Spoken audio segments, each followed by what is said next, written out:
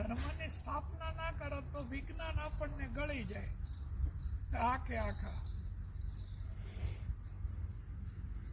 ગમે તેવી ફિલોસોફી ઠોકવામાં ઊંચા આવતા નતા. એક કોરોના ખાલી ડેમો રિલીઝ કર્યો તો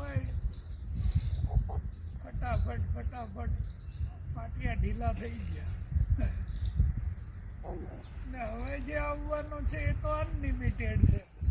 એનો તો વળી ઓલો તો ડેમો હતો પણ હવે તો આખી પિક્ચર રિલીઝ થવાની છે 16 દિવસે.